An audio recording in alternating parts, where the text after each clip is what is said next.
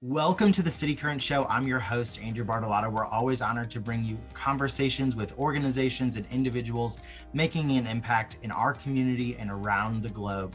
And today we're tackling Imposter Syndrome with Sheryl Anjanette, owner of Anjanette Wellness, Inc., and author of the new book, The Imposter Lies Within. Silence your inner critic, tame your fear, and unleash your badassery. Sheryl, thanks for joining us today. Thank you, Andrew. Great to be here. Absolutely. Now, before we dive into tackling imposter syndrome, give listeners an idea for your background and career. Well, I have close to 30 years in the business world, and a lot of that was as an entrepreneur. So I was a three times entrepreneur, but I would say now it's my fourth entrepreneurial venture. But I was also a senior executive, think C-suite of two separate billion-dollar companies.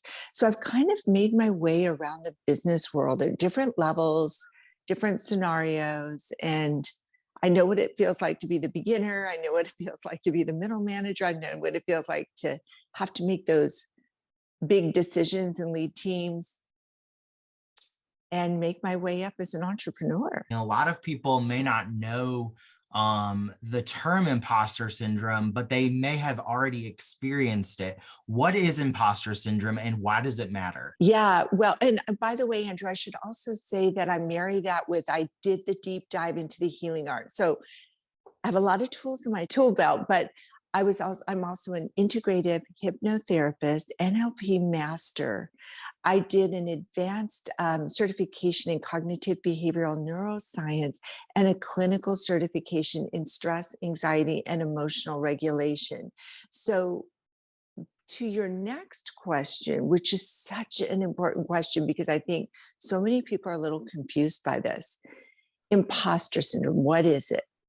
It's a psychological pattern where someone feels like they're not good enough in spite of their accomplishments. So really the emphasis is on the word pattern. This does become pattern, and in spite of, because it's despite evidence to the contrary. These are very accomplished people, you see, and yet it's that disconnect between what they've done and how they feel about it. A lot of the times I call it head trash, where you feel like you don't have the skills to accomplish something, or you're in the room with seasoned professionals and you feel like, what do I have to give? What do I have to offer that sets me apart from these people? But you do have amazing skills and purpose in the room that you show up in. So I think tackling imposter syndrome is such an important part of showing up confident and ready to tackle whatever's in front of you. What is your framework for people to identify how imposter syndrome is showing up? It's frustrating for people when they have this body of symptoms and it's like, I have this anxiety, I feel like I don't belong, I'm always comparing myself to everyone else. People think I'm so confident, but I have these thoughts ruminating in my head. And so when we have these symptoms, especially if we're hiding them, right, we're kind of pushing them down, suppressing them, it can be very confusing. So I have a framework, it's 7 archetypes, so that people can first and foremost understand how it's showing up for you. And I also have a quiz, so I can tell you about that at the end of the show. The 7 archetypes are, you ready? Yes.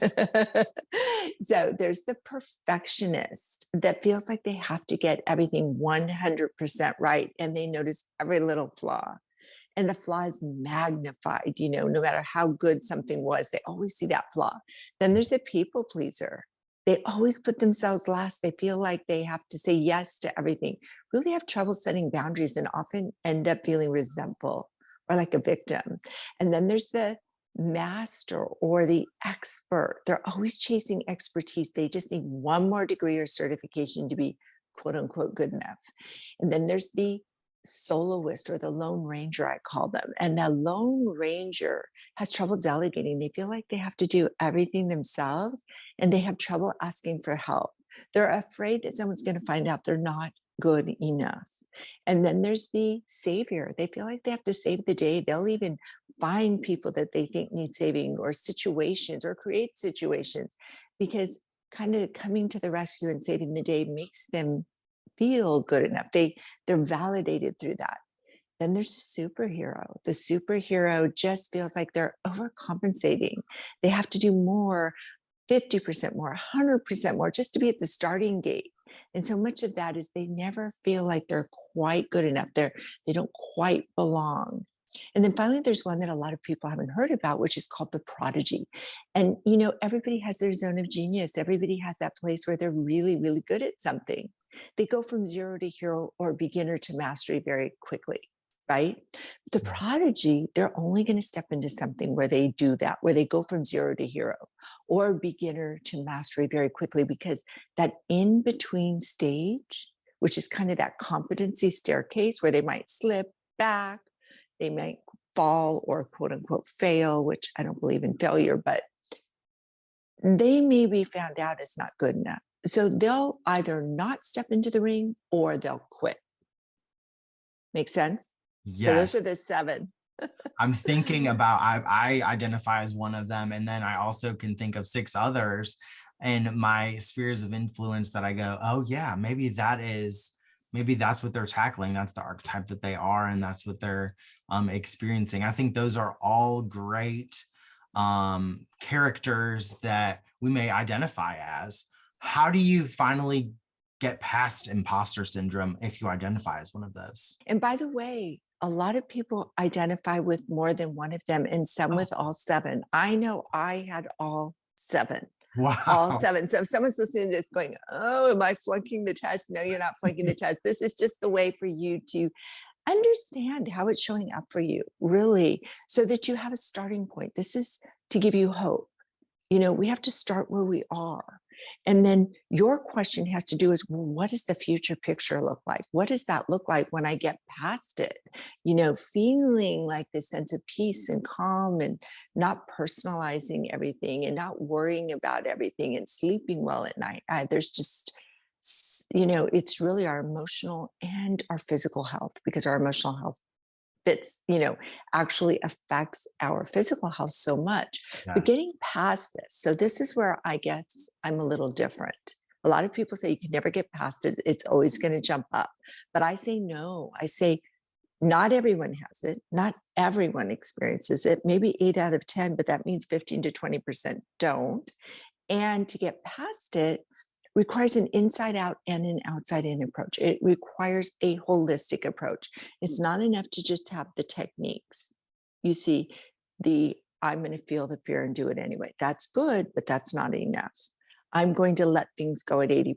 That's good, but that's not enough. I'm going to become more aware. I'm going to remind myself of my accomplishments.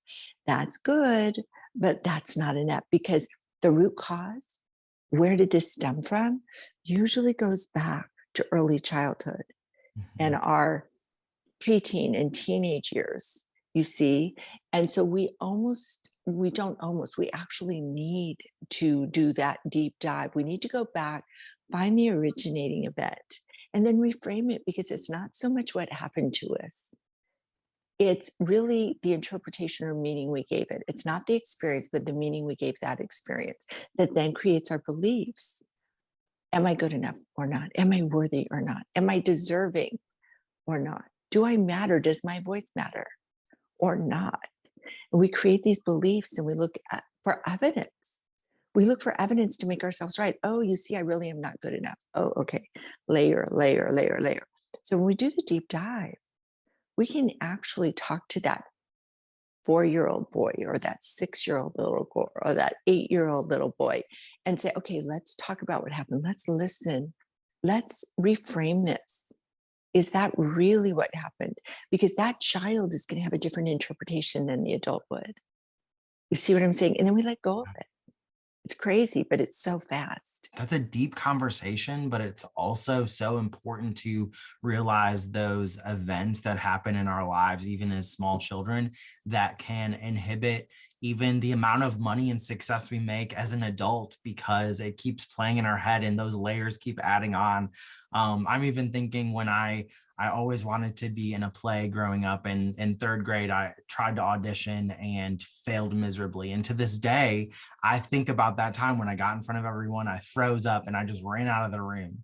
And so for Oh. years, having this like public speaking anxiety and pushing myself with the role that I'm in to continue to have these public speaking engagements. And every time after that, you start peeling away some of that imposter syndrome to help realize that that was one situation and I could have had an off day, or there could have been something going on in the room that made me freeze up as well. But now knowing that we can get over that, and now those barriers can get away from us and we can help uh, be our truest self and how we show up, that really does make a difference. So I love when you're talking about taking a deep dive into your childhood, because it really does unearth some of the traumatic and even smaller events in your life that have an impact to this day. And they stay with us because we suppress them. We suppress them like, I'm so embarrassed, or I'm ashamed, or whatever those uncomfortable emotions are. And that little boy that ran off the stage, like if we talk to him, not to the adult man understanding the little boy, but when we do hypnotherapy, we actually go in, we talk to that little boy and we're like, well, that's normal. You're new. Everybody does that. I can show you, right off the top, 10 other adults that are amazing public speakers that all did that when they did their first presentation. They had to be out there. It's just scary to be new at something, but that doesn't make you an imposter. See, people often get this wrong. They think that imposter syndrome is just having fear or doubt. And in fact, fear and doubt, when they're adaptive, when they're in what I call the healthy zone, which is in my book, we'll talk about my book, but when they're in an adaptive zone, that's not imposter syndrome. That's normal. Fear keeps us safe. Doubt's our discernment muscle. We're supposed to have fear and doubt to a degree. It's when it's maladaptive, when that pendulum swings too far, and when it really holds us back in life or creates that anxiety, that's when it's not good. So we just, getting past imposter syndrome doesn't mean you no longer have fear, you no longer have doubt, no longer question something. You don't get a little nervous when you're new at something. I mean, the most accomplished people in the world, when they are new at something, have that normal fear or doubt that you would when you're not yet really highly competent at something, right? That's normal. That doesn't make you an imposter. That just makes you new at something. Oh, Sheryl, I wish I would have known you about a decade and a half ago, because I could have really used that conversation then. I think that's so great. And I love the hypnotherapy going into your younger self and having that conversation. That is so powerful. Let's talk about your new book, The Imposter Lies Within. Silence your inner critic, tame your fear, unleash your badassery. Talk about your new book. Well, here's the book for anybody that's not just listening, if you're seeing it. And it is available right now for pre-sale. The actual launch date is May 11th. So it's coming up pretty quickly. But for anyone that pre-orders now, there are some really great bonuses. So when you go into Amazon, just send me a link. But The Imposter Lies Within, Andrew, is a journey. There are 4 parts to this journey. I take you through the first stage, which is awareness. And there are 5 chapters on this, but we don't know what we don't know, even when we think we do, right? And then the next 5 chapters, part 2, is about insight. How is this really showing up for me? What's going on inside? Where did this come from? It's that insight, looking within. And then the third part is alignment. So where did we get out of alignment? When did that little boy or little girl feel left behind? How did we become fragmented? And we get back in alignment because remember, I told you there's a disconnect. There's a disconnect. So just think of it. It's like disconnected. So we get back in alignment. We get reconnected to our true self. And then the last is integration. So the last part is really integrating the whole self, letting that little boy that was so fearful realize that you are a badass. Look at you. You're out there doing radio and TV as an example, but that could be true for any of our listeners, right? Yeah. You look at what you've really done, but actually believe it inside, because the disconnect is that feeling of, I know, but I feel. Yes, the evidence is there. I've done all this, but I still feel.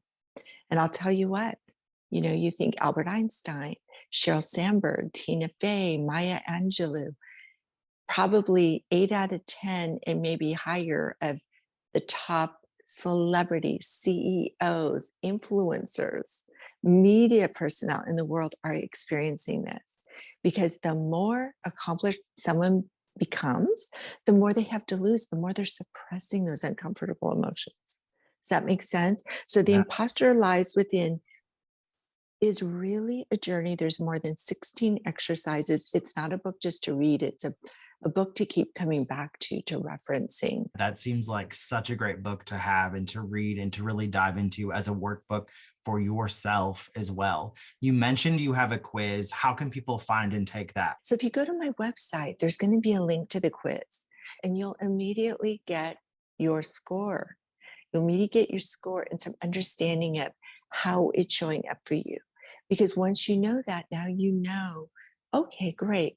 There's a path forward, not just forward, but past this. What puts a smile on your face when you look at the work that you've been able to accomplish by helping so many people achieve success and go beyond their imposter syndrome? Just that. I mean, really seeing people thriving, seeing how much it changes their life more than they even expected, because they thought they had this set point, right? They thought they just had to deal with this, live with this, like a chronic illness. I just have to, take my medicine and have this anxiety and take the sleeping pills and not let anybody know. And all of a sudden, it's like this lighter, freer person, and they're thriving and they're doing things that they really wanted to do, and they were holding themselves back. So it's it's just amazing to me. I mean, this is my purpose. This is what I'm meant to do. I love that you know your purpose, you're living out your purpose, and you're helping others achieve theirs. That's